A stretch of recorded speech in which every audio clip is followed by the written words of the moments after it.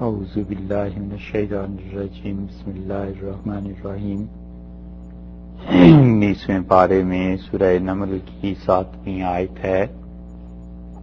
اور اللہ تعالی نے یہ بات ارشاد فرمائی کہ اذ قال موسیٰ لأہلہ،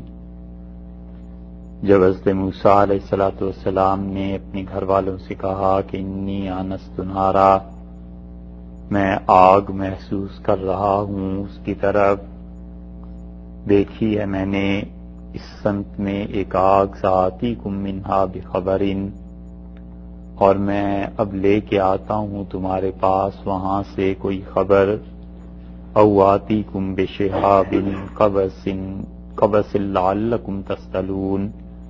یا ایک انگارہ سلگا کر لاتا ہوں تاکہ تم لوگ اسے تاپو۔ حضرت موسیٰ علیہ السلام کا یہ قصہ ہے اس وقت کا جب وہ واپس آ رہے تھے اور واپسی ہو رہی تھی ان کی مدین سے، اور مصر کی طرف تشریف لے جا رہے تھے، اور اللہ تعالی نے یہ بتایا کہ اس وادی میں جب پہنچے ہیں تو وہاں پر انہیں ایک جگہ سے آگ نظر آئی، اور یہ آگ جو تھی یہ اللہ تعالی کی طرف سے جو کچھ بھی تھا، انوار تھیں، تجلیات تھیں، یہ طور پر پڑ رہی تھی، اور اب تک وہ مقام وہاں پر ہے، اور طور کے قریب دامن میں سطح سمندر سے کہتے ہیں کہ کوئی 4000 سے 6000 فٹ کی بلندی پر ہے، اور وہاں پر عیسائی بادشاہ جو تھے کانسٹنٹائن، انہوں نے 365 عیسوی کے لگ بھگ ایک وہاں پر بہت بڑا گرجا بنا دیا تھا، اور اس سے موسیٰ علیہ السلام کے جو حالات اور وقائع یہودیوں کی روایات میں آتے ہیں وہ یہ کہتے ہیں کہ یہ وہ مقام ہے جہاں پر حضرت موسیٰ علیہ السلام کو نبوت عنایت فرمائی گئی تھی، اور جہاں یہ واقعہ پیش آیا تھا، اور پھر اس کے بعد رسول اللہ صلی اللہ علیہ وسلم کی آمد سے پہلے کوئی 125 برس 250 برس وہاں پہ جسٹنٹائن کی حکومت تھی، اور اس نے ایک مانسٹری تعمیر کر دی تھی، اور اس مانسٹری میں یہ جو پرانا گرجا بنا ہوا تھا وہ بھی آ گیا، اور یہ دیر اور کنیسہ آج تک اس جگہ پہ موجود ہیں، اور گریک آرتھوڈاکس کے چرچ جو ہیں ان کے یہ جگہ قبضے میں ہے، اور اس کی بہت سی کرامتیں اب تک مشہور ہیں، اور یہ کہا جاتا ہے کہ وہاں پر ایک درخت بھی ہے، اور وہ درخت اس وقت سے لے کے آج تک ہمیشہ ہرا بھرا رہتا ہے، اور کبھی بھی اس درخت پہ خزاں نہیں آئی، یہ وہاں کے لوگوں کا کہنا ہے، اور اللہ ہی جانتا ہے کہ یہ بات صحیح ہے یا غیر صحیح ہے، لیکن وہ کہتے ہیں کہ اس میں ایسی برکت ہو گئی ہے، تو اللہ تعالی نے فرمایا کہ حضرت موسیٰ علیہ السلام نے اپنے گھر والوں سے یہ بات کہی،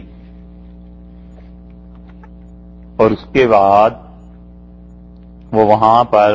آگ کے پاس چلے گئے، اور پھر فرمایا کہ فلما جاءہا، اور جب وہ آئے اس آگ کے پاس، نودیا آواز دی گئی، ان کا جو لفظ ہے یہ تفسیر کرتا ہے اس بات کی کہ کیا آواز دی گئی، بورک من فی النار، اور یہ کہا گیا آواز میں یہ بات آئی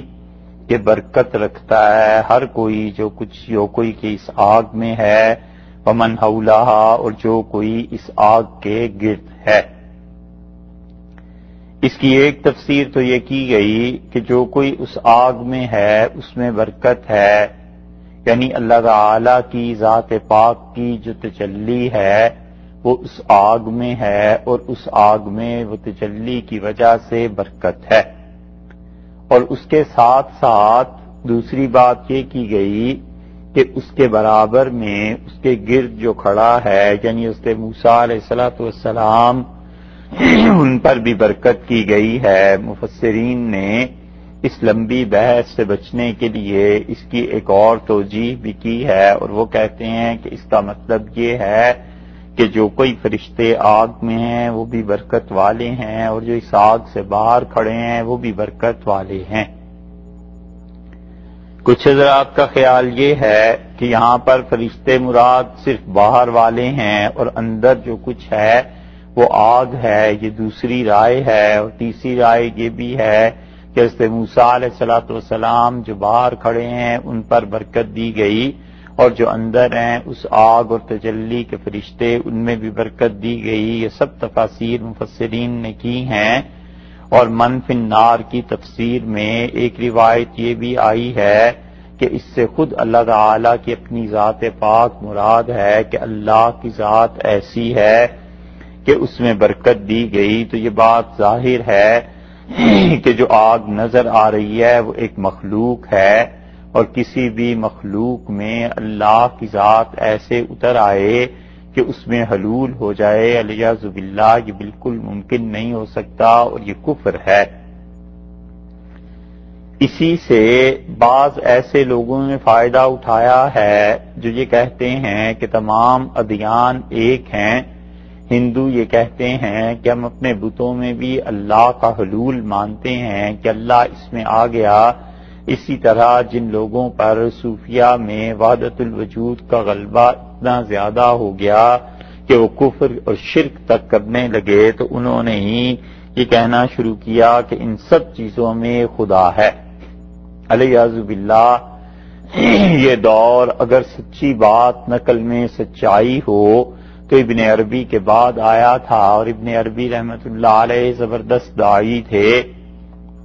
وحدت الوجود کے عقیدے کے، اور ابن عربی نے اس چیز کو فروغ بھی دیا۔ لیکن ابن عربی رحمت اللہ علیہ اگرچہ اللہ کے بڑے مقبول اور مقرب بندوں میں سے تھے، مگر اس کے بعد دمشق اور شام میں وحدت الوجود کے جو بعض داعی تھے، اگر ان سے یہ نقل صحیح ہو تو ہر چیز میں اللہ کو مانتے تھے، یہاں تک کہ ان میں سے ایک بڑے آدمی کے متعلق نقل کیا گیا، وہ نقل اب درست ہے یا نہیں، جن لوگوں نے بھی نقل کیا ہے ذمہ داری ان پر آتی ہے، مگر اس زمانے کا عمومی رجحان وحدت الوجود کا اتنا خطرناک ہو چکا تھا کہ اگر یہ بات پیش آئی بھی ہو تو کوئی اتنی بڑی بات ان لوگوں کے لیے نہیں تھی کہ وہ کہتے ہیں ہم جا رہے تھے اور ایک خارش زدہ کتا ہم نے دیکھا۔ تو ایک آدمی جو وحدت الوجود کا قائل تھا کہ وحدت ہے وجود میں، اس ساری کائنات میں ایک ہی وجود ہے، تو ہم نے اس سے پوچھا کہ کیا اس کتے میں بھی اللہ کی کوئی تجلی ہے؟ تو اس نے آگے سے پلٹ کے مجھے جواب دیا، اور اس نے کہا کہ کیا اس ذات سے باہر بھی کوئی شے ہے؟ تو الیاذ باللہ اس کے جو مطلب بھی نکلتا ہے، اس کا مطلب ہے کہ اس حد تک لوگ کفر میں آگے جا چکے تھے، اگر یہ روایت صحیح ہے۔ اور اسی طرح شاہ ولی اللہ رحمۃ اللہ علیہ کے دور اس کے بعد جو آئے ہیں، بہت سے تصوف والے وہ وجود کی وحدت کے اتنے قائل ہو گئے تھے کہ وہ ہر چیز اللہ کی جانب سے سمجھنے کی بجائے اللہ میں سمجھتے تھے، اور یہ اتنی بڑی بات تھی کہ بہت سے اللہ کے اچھے بندوں نے اس کا رد کیا، اور یہی حال ہندوؤں کا بھی ہے، وہ بھی اپنے بتوں میں اللہ کی ذات کے لیے حلول مانتے ہیں۔ یہی حال عیسائیوں کا بھی ہے کہ استغفر اللہ، وہ بھی یہ کہتے ہیں کہ حضرت عیسیٰ علیہ السلام کی ذات میں خود اللہ تعالی آ گیا تھا۔ تو یہ سب کی سب چیزیں اللہ کی توحید کے خلاف ہیں، بلکہ مراد صرف اتنی سی ہے کہ یہ جو چیز ہے یہ ظاہر کر رہی ہے۔ تو ظہور ایک الگ چیز ہے اور حلول ایک الگ چیز ہے۔ آئینہ جو ہے وہ انسان کو ظاہر کرتا ہے، مگر آئینے میں انسان خود حلول نہیں کر جایا کرتا۔ اسی طرح انسان کی آنکھ ظاہر کرتی ہے آسمان کو، اور فلک آنکھ کی تل میں آ جاتا ہے، آسمان انسان کے آنکھ کی تل میں آ جاتا ہے، لیکن اس کا یہ مطلب تھوڑا ہی ہے کہ آسمان پورے کا پورا انسان کی نگاہ میں سما جائے، تو اس کا اپنا ایک الگ اور خارجی وجود ہے۔ اور اسی طرح یہ جو یہاں پر موسیٰ علیہ السلام نے دیکھا تھا اس آگ کو، اور حق تعالی شانہ کی یہ تجلی تھی، تو اس کے متعلق یہ کہا جائے گا کہ یہ ظہور جس کو بھی تجلی بھی کہا جاتا ہے، خود حق تعالی شانہ کی اپنی تجلی نہیں تھی، بلکہ تجلی جو آگ کی صورت میں ہوئی تھی، اس طرح تجلی اللہ تعالی کی ذات کی بھی نہیں تھی۔ تو اس ظہور اور تجلی کا مفہوم یہ ہے، بعض صوفیاء کے نزدیک وہ تجلی مثالی کہتے ہیں، کہ وہ کہتے ہیں عالم مثال کی ایک چیز تھی جو یہاں پر ظاہر ہوئی، اور اس عالم مثال پہ اگر آپ کو خیال ہو تو ایک جگہ بہت تفصیل سے بات گزر گئی، جہاں شاہ ولی اللہ صاحب رحمۃ اللہ علیہ نے عالم مثال کی بہت سی چیزوں کا ذکر کیا، اور انہوں نے بتایا کہ عالم مثال میں ان چیزوں کی شکلیں ہیں۔ موت کی شکل کو انہوں نے کہا صحیح حدیث میں آیا ہے کہ وہ دمبے کی شکل ہے۔ اسی طرح دنیا کے متعلق شاہ صاحب رحمۃ اللہ علیہ نے لکھا کہ وہاں پر دنیا جو ہے وہ ایک بوڑھی عورت کی شکل ہے۔ اس طرح شاہ صاحب رحمۃ اللہ علیہ نے بہت سی چیزیں لکھی ہیں، اور وہ 10-12 چیزیں ایک مرتبہ عالم مثال پر جب بحث آئی تھی تو اس میں وہ ساری چیزیں ذکر کر دی تھیں۔ اس لیے بہت سے محققین جہاں اس طرف گئے ہیں کہ عالم مثال کی کوئی چیز تھی، یہ نہ اللہ تعالی کی ذات تھی، نہ خود اس کی تجلی تھی، بلکہ عالم مثال سے ایک چیز حضرت موسیٰ علیہ السلام پر ظاہر ہوئی، اور اس میں سے یہ آواز آئی۔ تو اس لیے یہاں پر ارشاد فرمایا کہ جس چیز میں برکت دی گئی، بورے کمن کے ناک جو کچھ بھی ہے، یہ اللہ تعالی کی طرف سے ایک تجلی ہے، یا عالم مثال سے کوئی چیز بھی دیکھی گئی ہے، بھیجی گئی ہے، تو یہ اس میں برکت ہے۔ من فی النار، جو کوئی بھی اس میں ہے، ومن حولہا، اور جو اس کے پاس کھڑا ہے، یعنی حضرت موسیٰ علیہ السلام ان پر بھی برکت ہے۔ اور یہ سب کی سب چیزیں جو ہیں، برکت جو کچھ تجلی میں اور برکات جو ہو رہی ہیں، کہیں کوئی آدمی یہ نہ سمجھ لے کہ یہ اللہ کی ذات تھی جو موسیٰ علیہ السلام نے دیکھ لی تھی، اور اللہ کی ذات ظاہر ہے کہ سمت سے پاک ہے۔ اور یہ جو درخت دیکھا گیا ہے، یہ جو وادی دیکھی گئی، اس کی کوئی سمت تو تھی، مشرق مغرب شمال جنوب، کوئی نہ کوئی چیز تو تھی۔ اسی طرح اس چیز کا کوئی رنگ بھی تھا، مقدار ہو سکتی تھی، وزن ہو سکتا تھا، زمانہ جگہ ہر طرح ہر چیز میں مقید تھی، کہ آخر اس کی کوئی نہ کوئی حد تو تھی۔ اور اللہ کی ذات رنگ سے پاک ہے، اللہ تعالی کی ذات جگہ سے پاک ہے، اللہ کی ذات زمانے سے پاک ہے، اور زمانہ خود اس کا پیدا کرتا ہے۔ اس طرح مقدار سے وزن سے اللہ کی ذات پاک ہے۔ اور اللہ کی ذات کے متعلق یہ جو اشارہ کیا جاتا ہے اوپر کی طرف، تو یہ ظاہر ہے کہ عرف عام میں ادب احترام کی وجہ سے اشارہ کرتے ہیں، وگرنہ اللہ کی ذات سمت سے بھی پاک ہے۔ تو اتنی ساری پاکیاں جہاں پر جمع ہو جائیں، وہاں اس کے باوجود اگر کسی انسان کو شبہ ہو جائے کہ یہ جو چیز تھی یہ تعالی شانہ کی اپنی ذات تھی اس میں، تو اللہ نے فرمایا فوری طور پہ اس کے بعد وَسُبْحَانَ اللَّهِ رَبِّ الْعَالَمِينَ، اور پاک ہے اللہ کی ذات، ہر طرح کی پاکیزگی اللہ کو حاصل ہے، اور وہ رب ہے تمام کے تمام جہانوں کا۔ یعنی یہ جو تجلی ہے، اگر کوئی یہ سمجھے کہ یہ اللہ کی ذات ہے، تو دیکھو وہ تجلی آخر محدود تھی نا، اس وادی تک، پہاڑوں تک کوئی تو حد اس کی تھی، اور اللہ کی ذات ہر حد سے پاک ہے۔ اور پھر اس نے موسیٰ علیہ السلام نے اسے دیکھ لیا، تو ایک بار جب دیکھ لیا پھر انہوں نے کیسے اس وقت کہہ دیا کہ اللہ میں دوبارہ دیکھنا چاہتا ہوں، یا تو یہ مانا جائے اور یا یہ مان لیا جائے کہ انہوں نے پہلی بار میں ہی نہیں دیکھا تھا، اس لیے پہلی بار کوئی چیز اور ہے۔ تو یہاں پر ارشاد فرمایا ہے کہ سبحان اللہ رب العالمین، اور پاک ہے اللہ کی ذات ہر طرح کے عیب سے مبرہ ہے، اور رب العالمین یعنی اس کے لیے کوئی سمت نہیں ہے، کوئی چیز نہیں ہے۔ کچھ لوگوں کا خیال یہ ہے کہ یہ حضرت موسیٰ علیہ السلام کا اپنا جملہ ہے کہ جب انہوں نے یہ چیزیں دیکھی ساری تو انہوں نے اس کے بعد کہا وسبحان اللہ رب العالمین، پاک ہے اللہ کی ذات جو تمام جہانوں کا پروردگار ہے۔ لیکن یہ تفسیر بہت ہی کمزور اور بہت دور ہے، اس لیے کہ ابھی تو حضرت موسیٰ علیہ السلام اس چیز کا مشاہدہ کر رہے ہیں، اور ابھی تو برکتیں آ رہی ہیں اور وہ اس کو دیکھ رہے ہیں، اور انہیں آواز دی گئی۔ اب یہ آواز جو تھی اس بستی میں ہر طرف سے آ رہی ہے، اور حضرت موسیٰ علیہ السلام ہر طرف سے خود سن رہے ہیں، اور صرف ان کے کان نہیں سن رہے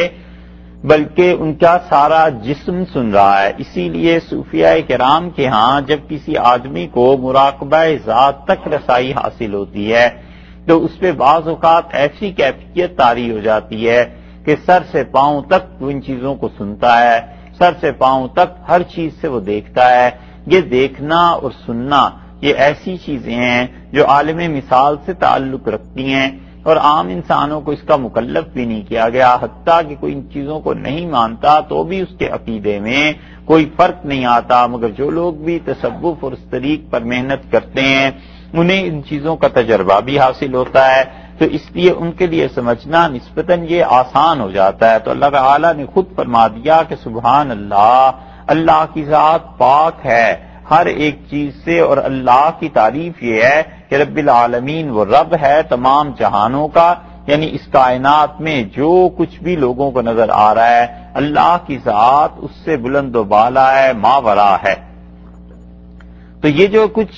یہاں پر فرمایا گیا ہے کا مطلب ہے کہ اللہ کے جو مقرب فرشتے تھے، اور وہ مقرب فرشتے وہ جو نور اور آواز دی تھی غیب سے، وہ حق تعالی شانہ نے ایک رائے یہ بھی ہے کہ اللہ تعالیٰ نے آواز دی، اور اس کے متعلق اشاعرہ اور ماتریدیہ کی جو بحث تھی اس کو ذرا سا ہم اشارے میں بیان کر چکے ہیں، لیکن ہر آدمی کے سمجھنے کی یہ بات بھی نہیں اور ہر آدمی کو سمجھنے کی اس کی ضرورت بھی نہیں ہے۔